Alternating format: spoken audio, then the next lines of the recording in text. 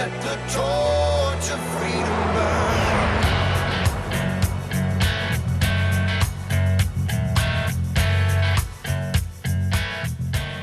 You found your way to the intersection of faith and the culture. It's WallBuilders Live, where we're talking about the hottest topics of the day from a biblical, historical, and constitutional perspective. Good to have you with us. My name is Rick Green. I'm a former Texas legislator and America's Constitution coach, and I have the honor of being here with Tim Barton. He's a national speaker and pastor and president of WallBuilders, and David Barton. He's America's premier historian and our founder at WallBuilders. WallBuilders, by the way, comes from that scripture in Nehemiah that says, "Arise and rebuild the walls, that we may no longer be a reproach." This was founded 30 years ago by David Barton for the very purpose of rebuilding the foundations in America. That scripture in Nehemiah, if you kind of get a time machine and you go back to that day, if your city did not have those outer walls, you would be run over. You needed those walls for protection, for strength. And in the same way, our value system, our foundation in America, that's what makes us strong.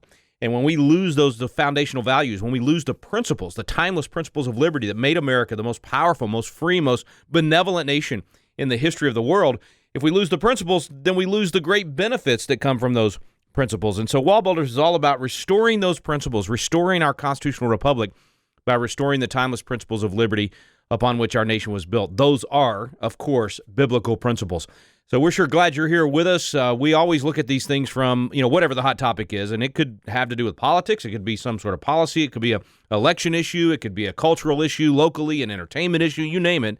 But we are always going to take that biblical, historical, and constitutional perspective. And we're glad you're here to join us in that conversation. Check us out at wallbuilderslive.com for more information. And also, that's where you can get archives of the program. You can get a list of stations we're on around the country. And you can make that one-time or monthly contribution. I got to pause for a second and say, listen, if you want to have truth, if you want to have more people educated on the truth of our country, then come alongside us, support us financially, and that basically makes you a force multiplier.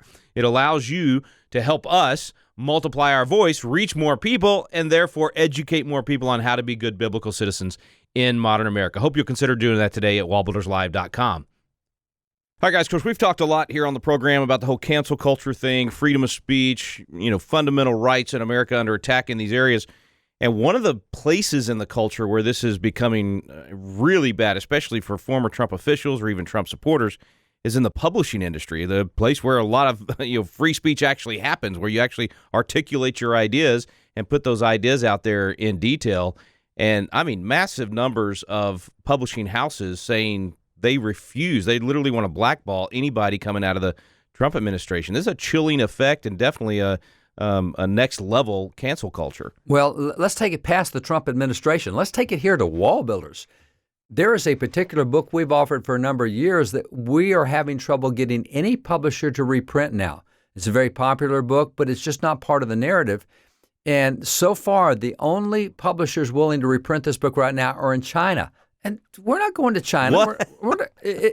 We can't get American publishers. Yeah, we can't get American publishers to want to publish this super popular book we've got. And granted, it is a difficult print. I mean, it's India paper. It's really thin paper. It's very few printers in America that can do it. But the American printers that can do it, and it's not the mom and pop printers. It's a specialty printing. The American printers that can do it say, yeah, we really don't want your business anymore.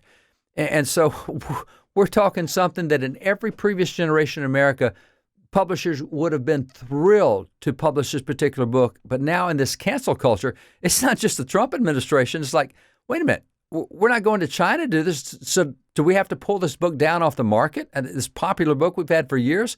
Yeah, that's kind of what we're looking at now. So the cancel culture really has gone pretty far. Yeah, and looking even beyond us at WallBuilders, certainly we're saying that because that's a problem we have now realized. And the guy we're working with who has traditionally done our publishing saying that I can't find any of these printers who are willing to do this.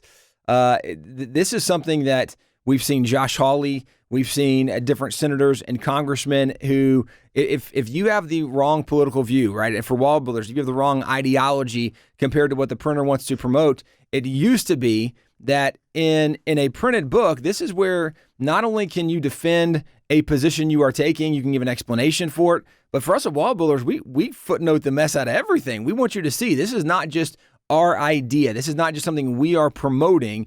This is something that historically is verified and backed up.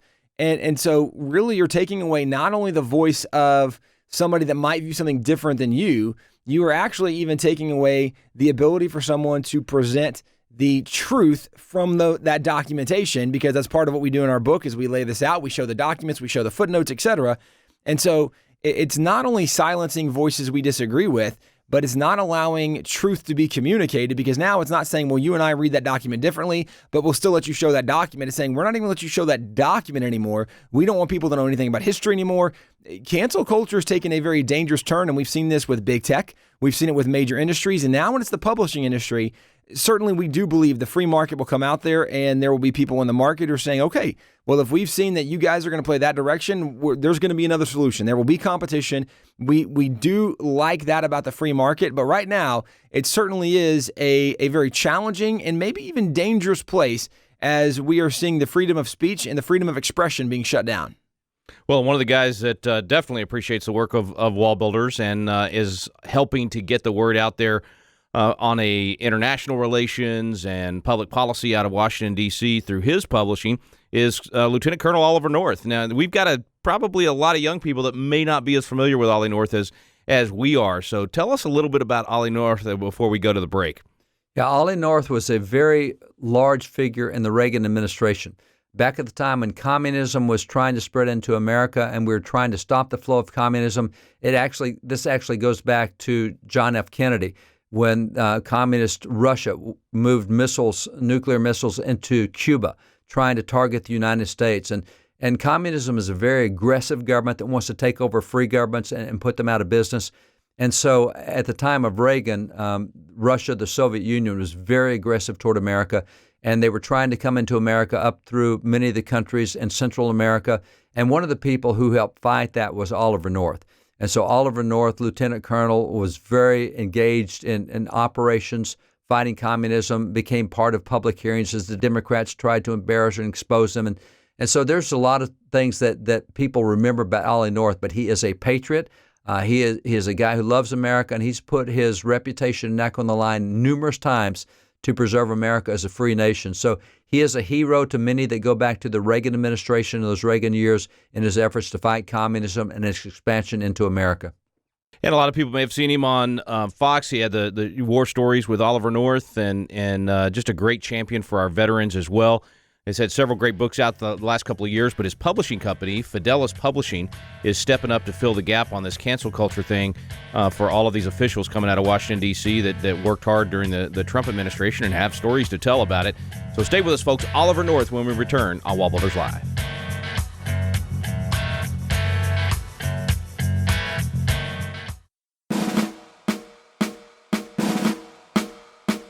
This is Tim Barton from WallBuilders with another moment from American history. Founding fathers John Adams and Thomas Jefferson originally worked closely together, but later became ardent opponents. This troubled Dr. Benjamin Rush, a signer of the Declaration, who knew both of them very well. In the Bible, 2 Corinthians 5:18 tells us that God has given each of us the ministry of reconciliation. Dr. Rush believed this and set out to bring the two back together. It took a while, but Adams and Jefferson once again became close friends. And looking back on his role in helping bring about this reconciliation, Dr. Rush stated, "It will give me pleasure, as long as I live, to reflect that I have been in any degree instrumental in effecting this reunion of two souls destined to be dear to each other and motivated with the same dispositions to serve their country, though in different ways." For more information about Dr. Benjamin Rush and his other remarkable achievements, go to wallbuilders.com.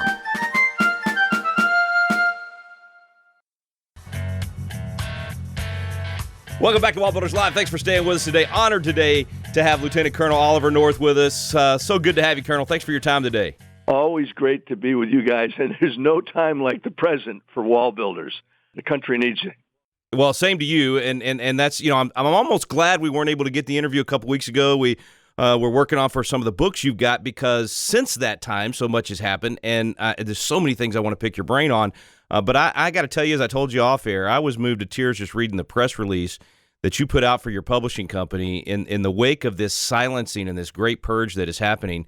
You stood up and said, "Nah, not on my watch. We'll publish these folks and gladly have great debate." Tell us a little bit about what's going on in the publishing world. Then we'll get to your specific books that we were going to talk about. Yeah, the executives of darn near every major publisher in America, and some overseas, by the way, but over 570, I think it's up to over 600 now, have pledged that no one who worked for the Trump administration should ever be able to publish a book. And of course, the normal process for leaving office is the president will publish a book. Apparently, he's not going to be able to get a publisher either. Although my guess is he can self-publish and he'll sell over 70 million copies of it. That's right. He ought to, and not give those guys a penny. The reality of it is that there's a censorship movement going on against conservatives and Christians aimed directly at silencing any opposition to the far left in America. And I say the far left, not meaning it politically, but I'm talking about the secular left in America is trying to destroy the value system that was put in place by the founders of this republic. I mean, you can, and I have spent time doing this, reading the words of our founders. And certainly you guys have done remarkable stuff. I mean, Nehemiah is needed right now in this country, desperately. And Nehemiah would be silenced. He would not be able to rebuild a stone upon a stone. And what we're looking at today is an effort now by the private sector, not by the government. The oath that I took hundreds of times, because every time you enlist a Marine, every time you'd promote a Marine, every time you'd have an award ceremony, we would raise our right hands. And from memory, I can tell you, I do solemnly promise to support and defend the Constitution of the United States against all enemies, foreign and domestic, to bear true faith and allegiance to same. I take this willingly without any mental reservation or purpose of evasion. Hundreds of times, okay? But that's to protect the Bill of Rights that are part of that Constitution and the constitutional process. It doesn't say word one about the private sector. And we now have a private sector, not just in social media, not just in getting rid of competition for Twitter or for Facebook, but we now have private sector publishers who are saying we will not publish a book. We're pledging not to publish a book by any of the criminals that worked for the Trump administration. That, my friends, is desperately, desperately wrong. And chilling. And it's interesting you mentioned Nehemiah, and they attempted to silence him. His opposition did everything they could to silence him. They even went, sent the letters off to the king and tried to get him cut off, all of those things, but he refused to back down. And I think that's what you're doing with your clarion call to say, look, at our publishing company, we want the public square. I mean, there was a time when you'd publish someone that you disagreed with, right? Just to get the word out there and allow for that debate to take place. Why is the other side so afraid to let people just speak what they believe and allow the opposition to have their say so you can actually have true debate? Well, what these folks are doing is they're saying we don't want enlightened debate or discussion because we don't want the public to even know. I mean, and that's why I say this is a secular attack on Christianity, on the Judeo-Christian principles on which our country is based. Yeah. And when I look at those kinds of things, I say, just the last paragraph of my press release, Fidelis Publishing works with authors who share our passion to invite the sovereignty of God into our nation and over our people. We do this by making the book publishing process a true partnership between publisher and author with the Bible as contract and guide. Now, that's what we do. And that's what we've been doing very successfully. I mean, I would tell you that the 147,000 or so responses that we've gotten on this thing are they're overwhelming. We're a small company.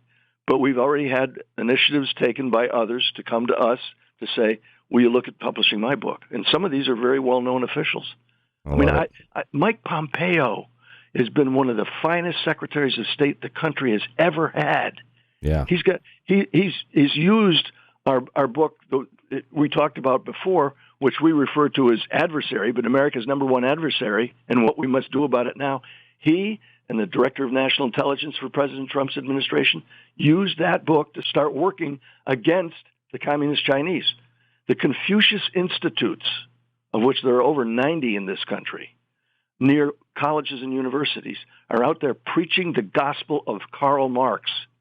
What they're telling Americans is, when things don't go quite the way you want, do what Maxine Waters wants. Get in the face of people who absolutely disagree with everything that they're doing. In other words, the threats that are out there, I mean, the false news about who it was that led the attack into the Capitol of the United States on the 6th of January.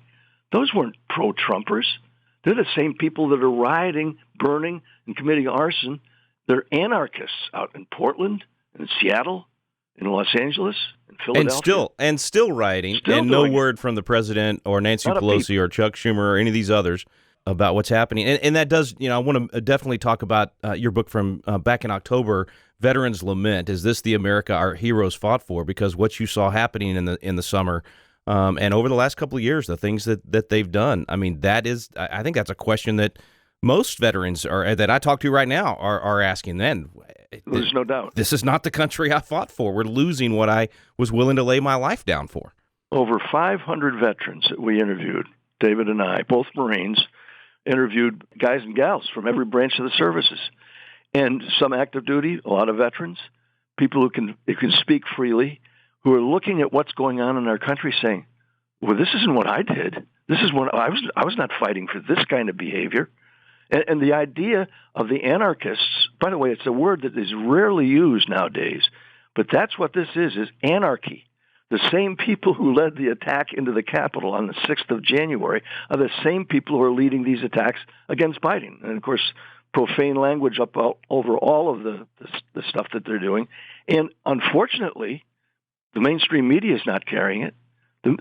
It's hard to find a single word about it in the newspapers. Yeah. And you look at that and you say, I understand why these guys are saying what they are. In the introduction of this book, which lays out the premise of the book, the lament isn't I'm just going to pull a rock over my head. But I tell everybody I talk to nowadays, if I go into the supermarket and somebody recognizes me around my mask, right? And somebody say, Colonel, what's going on? I said, it's anarchy. And what we need to do is pray for our country. And my grandkids all say now, Granddad's filters are all off. Granddad will say to the guy, last night I went to Costco. I'll advertise Costco, right? Okay. I went to Costco, and as I'm getting ready to get in my car, and I got some organic whatever stuff for my lovely wife and one of our grandkids that's staying over at the house. And so I'm getting back in the car, and this guy's got a shopping cart, he and his wife, with it has to be about 200 pounds of turkeys, because they're getting rid of them, right? Because Christmas and Thanksgiving are gone, they're frozen turkeys. And he's got boxes full of them, and he can't pick them up by himself. And so I go over to help him. And he recognizes me at the very end of this. It goes on for about 15 minutes. It's bitter cold out. At one point, I said, that's a lot of turkeys, too. Oh, no, they're not going to thaw on the way home. Just leave your windows open. And so the guy says, you're Ollie North, aren't you? He says, well, you're an old guy. I said, yeah, and he's like in his 30s. And he's got all these. I said, what are you doing with these things? He says, we're giving them out. We're cooking them at church, and we're giving them out to people who don't have a job. Wow. I said, well, God bless you. He says, nobody says that anymore. I said, I say it every time I meet somebody. And you guys got to do it too. And that's what he's doing. He's in a ministry that he's obviously they spent the better part of last night serving the turkeys. I said, you got a big kitchen? He said, oh, yeah. Oh, yeah. And I know the church. And they do. Yeah. In fact, it's the old Prison Fellowship Ministries that Chuck Colson started. It's that church. No kidding. McLean Bible, yeah. Well, you address that too in the book. Why embracing America's Christian roots is so important, and I, one of the ones that they tend to attack that on is finding any imperfection in a founding father, and then somehow that dismisses everything good that they did. But they were human just like us, right? I mean, of course. How do we deal with that? Well, the fact is, all of them, to include, everybody says Jefferson was just a deist. Jefferson mentions Jesus Christ in every executive order that he signs. Wow. He says, he doesn't just say in the year of our Lord, he says in the year of Jesus Christ. And he does that in letter after letter. He does it in all of his activities. Benjamin Franklin, largely described today as an agnostic at best and an atheist at worst. But Jefferson says, and Franklin both, that if a country doesn't have a religious foundation and rely on divine providence and the salvation offered by God Almighty through his Son, these are quotes, right? Those are the kinds of things that are ignored totally in the history books of this country today. Yeah. I mean, one of the reasons in my podcasts have been so successful is we put on people who reflect those values. And to me, if or whatever the good Lord's going to give me in the list, I'm sure most of my life is gone at 77. But whatever time he gives me from here on out, I want to spread the word. My mission in life is that at the end of my days, when my gravestone is put there at Arlington, it will say, instead of all the battles and all the decorations and the medals and all that stuff, I want my grandkids to put there, he, meaning me, showed me how to fight the good fight, how to finish the race, and keep the faith. Amen. Right out of Paul's letter to Timothy. Probably his last letter. Very likely. Amen. So good. So good. All right, listen, I want to encourage people to get America's Number One Adversary. Also, this, and I hope you are going to do a sequel to Veterans Lament, because even since this came out last year, so much has happened. Boy, yeah. And I'll tell you this. I'm grateful for every one of them. Every one of the folks that pick this up and act on it. Yeah. Don't just don't read it and put it on the bookshelf.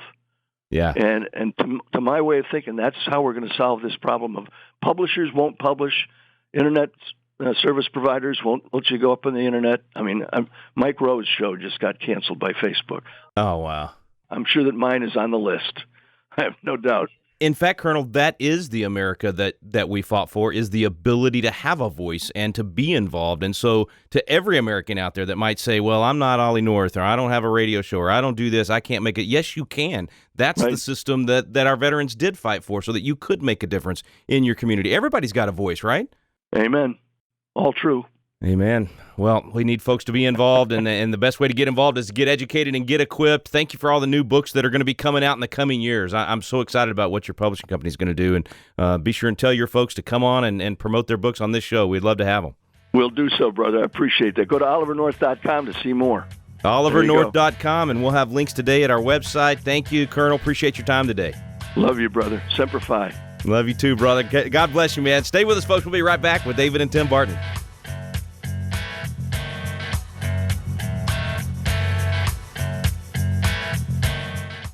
Hey guys, we want to let you know about a new resource we have at WallBuilders called The American Story. For so many years, people have asked us to do a history book to help tell more of the story that's just not known or not told today, and we would say very providentially in the midst of all of the new attacks coming out against America, whether it be from things like the 1619 Project that say America is evil and everything in America was built off slavery, which is certainly not true, or things like even the Black Lives Matter movement, the organization itself, not the statement Black Lives Matter, but the organization that says we're against everything that America was built on, and this is part of the Marxist ideology. There's so many things attacking America. Well, is America worth defending? Well, what is a true story of America? We actually have written and told that story, starting with Christopher Columbus, going roughly through Abraham Lincoln. We tell the story of America not as the story of a perfect nation or a perfect people, but the story of how God used these imperfect people and did great things through this nation. It's a story you want to check out. WallBuilders.com, The American Story. We're back here on WallBuilders Live. Thanks for staying with us, and thanks to Ollie North for joining us today as well, and the good work they're doing at Fidelis Publishing. Back with David and Tim. Well, guys, Tim, you even said it earlier, the free market, and Colonel North definitely stepping up and saying they're gonna fill the gap on where a lot of these publishing companies are shutting down one entire side of the country's viewpoint. Yeah, it's something that I definitely think we will see more of throughout the nation, and a lot of people just didn't realize the ideology that was going to be hardline promoted, taking the stands that some of these companies were going to take, because we've known a lot of these industries, a lot of these companies, we knew they leaned secular, but we didn't mind still doing business with them because we both benefited from it. But now, if they're going to say we're not going to let a certain percentage or portion of the population have the same access or ability or freedom to this industry, you knew there's going to be somebody else stepping up saying, wait a second, there's still a lot of opportunity. There's a lot of market out there that's now untapped potential. We're going to offer something for these people who are looking for something in that industry. So we do trust the free market in some regards in that respect. And it's great that Lieutenant Colonel Oliver North and his publishing company is stepping up to help fill some of that gap in the market. Yeah, it's interesting. I thought the comment made was significant where he said, hey, if you don't know how we got here, you haven't been paying attention to what's been going on in schools in recent years. And that's really true, because from an economic standpoint, as a publisher, generally businesses want to make money. That's how you stay in business. That's how you keep people employed. And for these printing businesses now to say, all right, Trump, we know you've got 88.7 million on your Twitter account, but we're going to shut you all out. We don't care how many people followed you. We don't care how many people in the Trump administration have huge followings. We don't want any of them. We would rather lose all of that business than let you have any voice in the culture at all.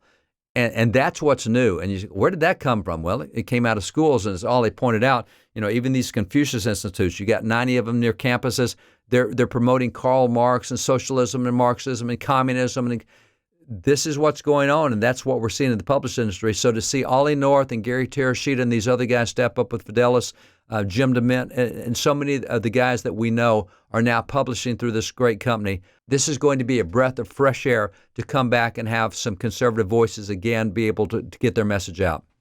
Yeah, and it's so important for the future of the country. We've got to have the opportunity for intelligent debate. We've got to have the opportunity for that civil discourse.